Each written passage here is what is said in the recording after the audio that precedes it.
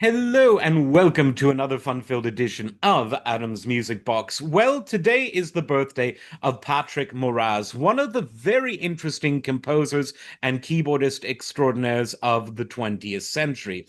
Now, he is, of course, from Switzerland, which is quite interesting in many ways, and he started out by essentially replacing Keith Emerson in the Nice. One hell of a pair of shoes to step into, but he did an admirable job. The band, or its remnants, changed their name to Refugee before he joined.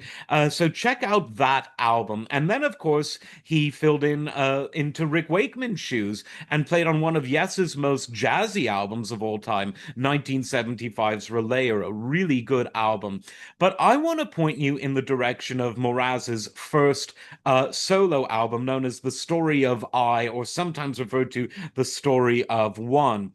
And it is a remarkable album that, yes, will be appreciated by fans of ELP, and yes, but it's also an album that fans of jazz fusion, fans of instrumental rock, and fans of Brazilian music will really like. I talked about Deodato a bit earlier on this stream or on this channel, but we're going Brazil crazy because Moraz always had a soft spot for Brazilian music, and there's a lot of wonderful Brazilian percussionists on this album. But there's a lot of other great musicians too. Alphonse Mouzon plays on side A, and he is one of my favorite drummers of all time.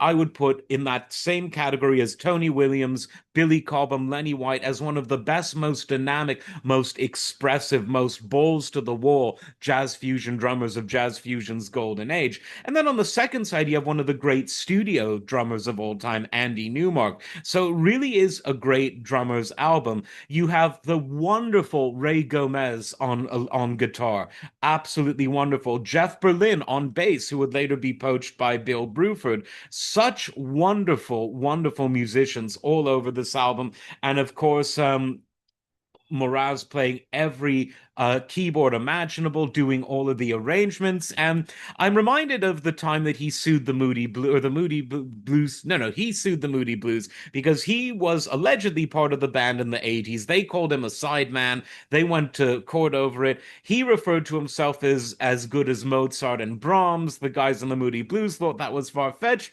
But when you listen to this album, there is serious arrangement and composition skill that is very unique. There's something very continental about it. Even though it's got those great American and Brazilian musicians, it's sort of a mixture of American jazz fusion and something that's very European, not even the kind of British prog rock that you'd associate with Yes or ELP.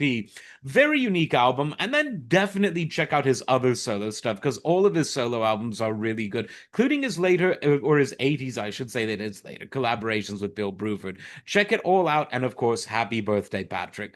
Like, subscribe, and we'll see you next time. Take care.